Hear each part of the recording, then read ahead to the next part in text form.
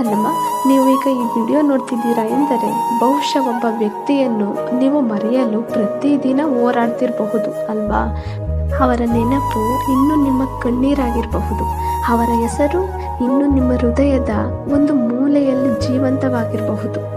ಆದರೆ ಕೇಳು ಕನ್ನಮ್ಮ, ಈ ಜೀವನ ಎಂಬುದು ಒಬ್ಬ ವ್ಯಕ್ತಿ ನಮ್ಮ ಜೊತೆ ಇಲ್ಲ ಅಂತಂದರೆ ನಮ್ಮ ಲೈಫೇ ನಿಂತು ಹೋಗುವುದಿಲ್ಲ.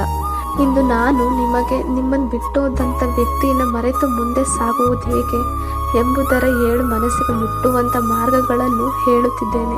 ಈ ವಿಡಿಯೋವನ್ನು ಕೊನೆವರೆಗೂ ನೋಡಿ. ನಂಬರ್ 1, ನಡೆದದ್ದನ್ನು ಒಪ್ಪಿಕೋ.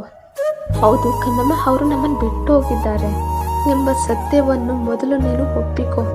ಅವರು ಮತ್ತೆ ಬರ್ತಾರೆ, ಒಂದು ದಿನ ಬದಲಾಗ್ತಾರೆ ಎಂಬ ಸುಳ್ಳು ನಿರೀಕ್ಷೆ ನಿನ್ನ ನೋವನ್ನು ಇನ್ನಷ್ಟು ಹೆಚ್ಚು ಮಾಡುತ್ತದೆ. ಕನ್ನಮ್ಮ, ಕೆಲವರು ನಮ್ಮ ಜೀವನಕ್ಕೆ ಉಳಿಯಲು ಬರುವುದಿಲ್ಲ, ಒಂದು ಪಾಠ ಕಲಿಸಲು ಮಾತ್ರ ಬರುತ್ತಾರೆ. ಆ ಸತ್ಯವನ್ನು ಒಪ್ಪಿಕೊಂಡಾಗ ಮಾತ್ರ ನಮ್ಮ ಮನಸ್ಸು ನಿಧಾನವಾಗಿ ಶಾಂತಿಯಾಗಲು ಪ್ರಾರಂಭಿಸುತ್ತದೆ. ನಂಬರ್ 2, ಅವರ ನೆನಪುಗಳಲ್ಲಿ ಬದುಕಬೇಡ. ಹೌದು ಕನ್ನಮ್ಮ, ಪ್ರತಿದಿನ ಹಳೆಯ ಫೋಟೋ, ಹಳೆಯ ಚಾಟ್, ಹಳೆಯ ವಾಯ್ಸ್ ಮೆಸೇಜ್ಗಳನ್ನು ಮತ್ತೆ ಮತ್ತೆ ನೋಡುತ್ತಾ ಇದ್ದರೆ ಗಾಯ ಮತ್ತೆ ತೆರೆಯುತ್ತದೆ. ನೆನಪುಗಳನ್ನು ಪ್ರೀತಿಸಬಹುದು, ಆದರೆ ಅವುಗಳಲ್ಲೇ ಬದುಕಬಾರದು. ಹಳೆಯ ನೆನಪು ನಿನ್ನ ಭವಿಷ್ಯವನ್ನು ಕದಿಯದಿರಲಿ. ನಂಬರ್ 3, ಮೊದಲು ನಿನ್ನನ್ನು ನೀನು ಪ್ರೀತಿಸಲು ಕಲಿತುಕೋ. ಹೌದು ಕನ್ನಮ್ಮ, ಬಹಳ ಜನ ಒಂದು ತಪ್ಪು ಮಾಡ್ತಾರೆ. ಆ ವ್ಯಕ್ತಿ ನಮ್ಮನ್ನು ಬಿಟ್ಟೋಗ್ಬಿಟ್ರು ಅಂತಂದರೆ ತಮ್ಮ ಬೆಲೆ ಕಳೆದು ಹೋಯಿತು ಎಂದ್ಕೊಳ್ತಾರೆ. ಆದರೆ ಒಬ್ಬ ವ್ಯಕ್ತಿ ನಿನ್ನನ್ನು ಬಿಟ್ಟು ಹೋದರೆ ನಿನ್ನ ಮೌಲ್ಯ ಕಡಿಮೆ ಆಗುವುದಿಲ್ಲ. ಮೊದಲು ನಿನ್ನನ್ನೇ ಪ್ರೀತಿಸು, ನಿನ್ನ ಕನಸುಗಳಿಗೆ ಸಮಯ ಕೊಡು, ನಿನ್ನ ಜೀವನವನ್ನು ಮತ್ತೆ ನಿರ್ಮಿಸು. ನಂಬರ್ 4, ಕ್ಷಮಿಸು, ಆದರೆ ಮರಳಿ ಹೋಗಬೇಡ. ಹೌದು ಕನ್ನಮ್ಮ, ಕ್ಷಮಿಸುವುದು ದುರ್ಬಲತೆ ಅಲ್ಲ, ಅದು ನಿನ್ನ ಮನಸ್ಸಿಗೆ ಕೊಡುವ ಅತ್ಯಂತ ದೊಡ್ಡ ಉಡುಗೊರೆ. ದ್ವೇಷ ಅನ್ನೋದು ನಿನ್ನ ಹೃದಯವನ್ನು ಸುಡುತ್ತದೆ, ಆದರೆ ಈ ಕ್ಷಮೆ ಅನ್ನೋದು ನಿನ್ನ ಮನಸ್ಸಿಗೆ ಶಾಂತಿ ಕೊಡುತ್ತದೆ. ಕನ್ನಮ್ಮ, ಕ್ಷಮಿಸಿದೆ ಎಂಬ ಮಾತ್ರಕ್ಕೆ ಅದೇ ನೋವಿನ ಕಡೆ ಮತ್ತೆ ಹಿಂದಿರುಗಬೇಡ. ನಂಬರ್ 5, ಹೊಸ ಗುರಿಗಳನ್ನು ಕಟ್ಟಿಕೊಳ್ಳಿ. ಹೌದು ಕನ್ನಮ್ಮ, ಈ ಜೀವನ ಅನ್ನೋದು ಒಬ್ಬ ವ್ಯಕ್ತಿಗಿಂತ ತುಂಬ ದೊಡ್ಡದು. ಹೊಸದಾಗಿ ಓದಲು ಶುರು ಮಾಡು, ಹೊಸ ಕೌಶಲ್ಯಗಳನ್ನು ಕಲಿತ್ಕೋ, ಕುಟುಂಬದ ಜೊತೆ ಸಮಯ ಕಳೆಯಿರಿ, ಕನಸುಗಳಿಗಾಗಿ ಶ್ರಮಿಸಿ.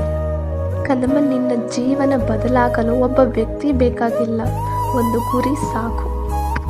ನಂಬರ್ 6, ಸಮಯಕ್ಕೆ ಸಮಯ ಕೊಡು. ಹೌದು ಕನ್ನಮ್ಮ, ಇಂದು ನೀನು ಅಳ್ತಾ ಇರೋದು ನಿನ್ನ ತಪ್ಪಲ್ಲ, ನೀನು ಅನುಭವಿಸ್ತಾ ಇರೋಂಥ ನೋವು ನಿನ್ನ ತಪ್ಪಲ್ಲ. ಆದರೆ ನಾನು ಯಾಕೆ ಇನ್ನೂ ಆ ವ್ಯಕ್ತಿ ನನ್ನನ್ನು ಬಿಟ್ಟೋದಂಥ ವ್ಯಕ್ತಿನ ನಾನು ಇನ್ನೂ ಮರೆತಿಲ್ಲ ಎಂದು ನಿನ್ನನ್ನು ನೀನೇ ದೋಷಿಸಬೇಡ, ನೀನೇ ಶಿಕ್ಷೆ ಕೊಟ್ಕೋಬೇಡ. ಪ್ರತಿ ಗಾಯಕ್ಕೂ ಕೂಡ ಗುಣವಾಗಲು ಸಮಯ ಬೇಕು. ನಿನ್ನ ಮನಸ್ಸಿಗೂ ಆ ಸಮಯವನ್ನು ಕೊಡು. ನಂಬರ್ 7, ನಿನ್ನ ಕತೆ ಇನ್ನೂ ಮುಗಿದಿಲ್ಲ.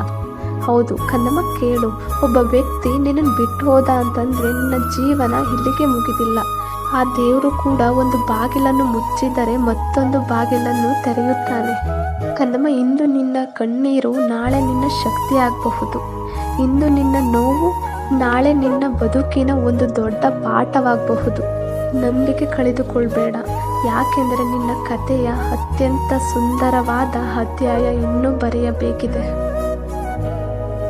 ಕನ್ನಮ್ಮ, ಕೊನೆಯದಾಗಿ ಒಂದು ಮಾತು ಹೇಳ್ತೀನಿ, ಕೇಳಿಸ್ಕೊ. ನಿನ್ನನ್ನು ಬಿಟ್ಟು ಹೋದಂಥ ವ್ಯಕ್ತಿ ಹಿಂದೆ ಓಡಬೇಡ. ನಿನ್ನನ್ನು ಬಿಟ್ಟು ಹೋದವರಿಗಾಗಿ ನಿನ್ನ ಜೀವನವನ್ನು ನಿಲ್ಲಿಸಬೇಡ. ಕನ್ನಮ್ಮ, ಒಂದು ದಿನ ನೀನು ನಗುತ್ತಾ ಈ ದಿನಗಳನ್ನು ನೆನಪಿಸಿಕೊಳ್ತೀಯ. ಆ ದಿನ ನಿನಗೆ ಅರ್ಥವಾಗುತ್ತದೆ. ಕೆಲವರು ನಮ್ಮ ಜೀವನದಲ್ಲಿ ಉಳಿಯಲು ಬರುವುದಿಲ್ಲ, ನಮ್ಮನ್ನು ಬಲಿಷ್ಠರನ್ನಾಗಿ ಮಾಡಲು ಬರುತ್ತಾರೆ.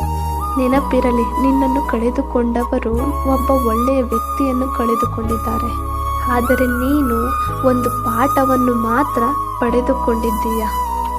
ಕನ್ನಮ್ಮ, ನಗುತ್ತಾ ಮುಂದೆ ನಡೆ, ಯಾಕೆಂದರೆ ನಿನ್ನ ಜೀವನದ ಅತ್ಯುತ್ತಮ ದಿನಗಳು ಇನ್ನೂ ಬರಬೇಕಿವೆ.